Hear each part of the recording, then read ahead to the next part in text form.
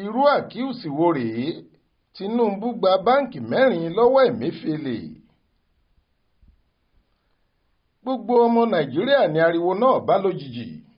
Lọ́jọ́ Ẹtì Friday ọjọ́ Jímọ̀ olóyin kan báyìí ni lọ́jọ́ 14 oṣù kẹwàá ọdún 2016 ó ṣẹ̀ṣẹ̀ pé ọdún kan àti oṣù díẹ̀ tí Muhammadu Buhari di ààrẹ Nàìjíríà ni. Ọjọ́ náà ni bọ́ǹbù ọ̀rọ̀ kan jáde láti ẹnu ìyàwó Buhari fúnra ẹ̀, Aisha. Ọ̀rọ̀ náà ló fa ìyanu. Aisha ní àwọn kan ti gba ọkọ òun lọ́wọ́ òun pé wọ́n ti já ìjọba Nàìjíríà gbà lọ́wọ́ àwọn tí wọ́n ṣiṣẹ́ gidi fún ẹgbẹ́ APC. Ó ní àwọn ẹgbẹ́ awo kan ló kù tó ń ṣèjọba fún Buhari báyìí o. Wọ́n ti lé gbogbo àwọn èèyàn jìnnà sí i títí dórí òun tóun jẹ́ ìyàwó rẹ̀. Irú kí wá leléyìí? Àwọn wo ló lè dán irú èyí láṣà kí wọ́n lé ìyàwó Buhari kò lẹ́gbẹ̀ẹ́? Aisha fi kún ọ̀rọ̀ rẹ̀ pé nínú àwọn tí wọ́n yàn sípò nínú ìjọba ọkọ òun kì í mọ 6 nínú èèyàn 10 tí wọ́n bá yàn pé kó máa bá a ṣiṣẹ́ bí àwọn olórí ilé-iṣẹ́ ìjọba ńláńlá. Ó ní ìyẹn lòun ṣe ń ké gbàjarè kí gbogbo ọmọ Nàìjíríà gba òun. Ṣùgbọ́n Aisha ti pẹ́ jù kó tó pariwo yìí, nǹkan ti bàjẹ́ kọjá àfẹnusọ. Àwọn 3 kan wà tí wọ́n ti já ìjọba gbà lóòótọ́ tó ṣe pé àṣẹ tí wọ́n bá pa kò sẹ́ni tó lè yí. Ẹni àkọ́kọ́ ni Mamman Daura, àbúrò bàbá tó bí Buhari gan lòun. Buhari gbé ọ̀dọ̀ ẹ̀ láwọn ìgbà kan, ó sì ran Buhari lọ́wọ́ gidi ní kékeré tí bàbá rẹ̀ ti kú. Bí Buhari ti wọlé lòun ti kó sílé ìjọba pẹ̀lú ẹ̀. Kí Buhari tó lọ síbi iṣẹ́ láàárọ̀, òun ni yóò rí i. Bó sì tún dé lálẹ́ náà, òun ni yóò rí i. Daura yìí ló mú Abba Kyari dé ọ̀dọ̀ Buhari, tí Buhari sì fi ṣe olórí àwọn òṣìṣẹ́ rẹ̀ nílé iṣẹ́ ààrẹ. Ọmọ Mamman ni Kyari, ó sì bẹ̀rù rẹ̀ nítorí ó mọ̀ pé ọwọ́ kan ló lè yọ òun níṣẹ́ bí kò bá fẹ́ kí òun bá Buhari ṣiṣẹ́ mọ́. Ẹnì kẹta àwọn tó kù ni wọ́n ń pè ní Ismaila Issa Funtua. Ismaila yìí yàtọ̀ sáwọn méjì tó kù torí òun dàbí gbajúmọ̀ láàrin wọn ni. Yàtọ̀ sí èyí, ọ̀rẹ́ àti kékeré lòun àti Buhari nítorí ẹgbẹ́ ni wọ́n, ọmọ ọdún kan náà ni wọ́n. Bó tilẹ̀ jẹ́ pé ó wà nínú ìjọba Shehu Shagari gẹ́gẹ́ bí mínísítà ní 1983 nítorí ọmọ ẹgbẹ́ National Party of Nigeria NPN ni. Ọ̀kan nínú àwọn tí wọ́n ń tú àṣírí Shagari àti ìjọba rẹ̀ fún Buhari títí tí wọ́n fi gbàjọba lọ́wọ́ ọkùnrin náà ni. Nǹkan dáa díẹ̀ fún Funtua lẹ́yìn táwọn Buhari gbàjọba. Nígbà náà ló sì ronú pé òun yóò kúkú dá ìwé ìròyìn kan sílẹ̀. Ó sì dá a sílẹ̀ tó pè é ní Democrat, tí Mamman Daura gẹ́gẹ́ bí ọ̀gá àgbà pátá fún ilé-iṣẹ́ ìwé ìròyìn ní Nàìjíríà tó lágbára nígbà náà sì ń ràn lọ́wọ́. Láti kékeré náà ni Issa Funtua àti mọ Daura.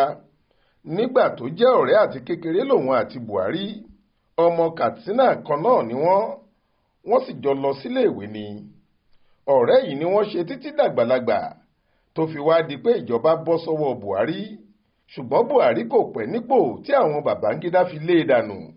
Bí wọ́n sì ti lé e dànù ní nǹkan ti dẹnu kọlẹ̀ fún Ismaila Issa Funtua àti jẹ́ di wàhálà. Ilé-iṣẹ́ ìwé ìròyìn rẹ̀ sì kò gbá sílé. Àwọn tí wọ́n ń ràn lọ́wọ́ nígbà náà ni àwọn bíi MKO Abiola, Ṣẹ́gun Ọ̀ṣọ́bà, Sam Amuka tó ní ilé-iṣẹ́ ìwé ìròyìn Vanguard àti Ajíbọ́lá Ògúnṣọlá tí í ṣe alága Punch nígbà tó yá. Lẹ́yìn tí wàhálà June 12 ṣẹlẹ̀ tí wọ́n mú Abiola tìmọ́lé, Ismaila Issa di alága ẹgbẹ́ àwọn olùdásílẹ̀ ilé-iṣẹ́ ìwé ìròyìn. Ismaila Issa di alága ẹgbẹ́ àwọn olùdásílẹ̀ ilé-iṣẹ́ ìwé ìròyìn níbi tó sì ti rí agbára ọ̀tún rèé. Ní gbogbo ìgbà yìí náà, àwọn ológun kò fẹ́ràn rẹ̀ àfi nígbà tí Sani Abacha fún Buhari níṣẹ́ Petroleum Trust Fund (PTF) tó sì ń wá nǹkan fún Funtua. Ó tún jí ìwé ìròyìn rẹ̀ dìde. Ṣùgbọ́n lẹ́yìn ikú Abacha tí iṣẹ́ bọ́ lọ́wọ́ Buhari, ìwé ìròyìn náà tún kú. Ismaila Issa sì tún padà sí ẹsẹ̀ àárọ̀, kò sí kinní kan lọ́wọ́ ẹ̀. Gbogbo ọ̀nà ló wá láti fa ojú Ọbásanjọ́ mọ́ra, ṣùgbọ́n kò rí kinní kan gbà níbẹ̀.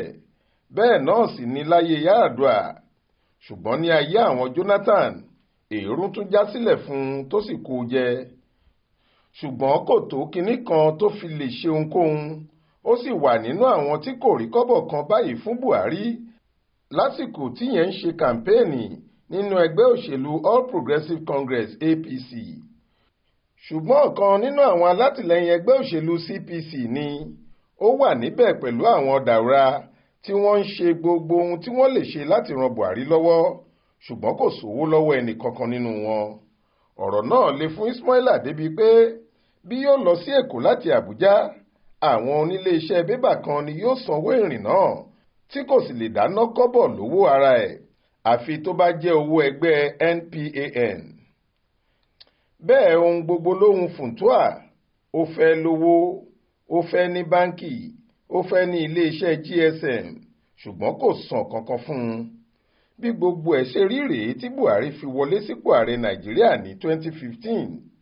lẹ́sẹ̀kẹsẹ̀ tó ti wọlé báyìí làwọn Ismaila ti kó tọ̀ ọ́, kò sì sí ẹnìkan tó wá kí Buhari tí kò ní rí àwọn méjì yìí níbẹ̀. bí kò bá rí Mamman Daura, Isa yóò wà níbẹ̀ tí wọn yóò sì máa da Abba Kyari kiri láàrin wọn. nígbà tí ààrẹ tuntun bá ti wọlé, èyí tó wà nípò tẹ́lẹ̀ ti di àlòkù irinṣẹ́, àwọn èèyàn yóò máa rọ́ lọ sọ́dọ̀ ààrẹ tuntun ni. Jonathan ti ń lọ, Godwin Emefiele tó yàn bí olórí báńkì àpapọ̀ kò fẹ́ fi ipò náà sílẹ̀. ó sì mọ̀ pé kò sí ohun tí àwọn Buhari kò lè ṣe. bí wọ́n bá yọ òun, wọ́n yọ òun gbé ni. kò sí kinní kan tí òun lè ṣe tàbí ibì kan tí òun lè lọ. nígbà náà ni wọ́n mú un dé ọ̀dọ̀ Isa Funtua, tí Isa mú un dé ọ̀dọ̀ Buhari láti wá kí i, bó tilẹ̀ jẹ́ pé kò tí ì délé ìjọba. láti ìgbà náà ni Ismaila ti di olúwa fún Emefiele, tí àwọn méjèèjì sì jọ fira wọn lọ́kàn balẹ̀. Isa Funtua fi Emefiele lọ́kàn balẹ̀ pé Buhari kò ní lé e. Emefiele náà sì jẹ́jẹ́ pé kò sí ohun tí Isa kò ní lè gbà nínú ìjọba Buhari àfi bí òun kò bá sí níbẹ̀ mọ́. bí Emefiele ti ṣèlérí náà ló ṣe, pàápàá nígbà tí Isa náà ti rí i pé Buhari kò mú ẹlòmíì sípò náà mọ́. ohun tí àwọn méjèèjì kọ́kọ́ ṣe ni láti yan Ahmed Kuru fún Buhari gẹ́gẹ́ bí olórí iléeṣẹ́ tó ń sìnkú àwọn báńkì ti iléeṣẹ́ ìjọba tí kò bá lè pawó wọlé mọ́, iléeṣẹ́ AMCON. Ahmed Kuru yìí ọkọ ọmọ Ismaila ni. bí wọ́n ti yàn án lọ́jọ́ 15 oṣù kẹjọ 2015 ló ti bẹ̀rẹ̀ iṣẹ́.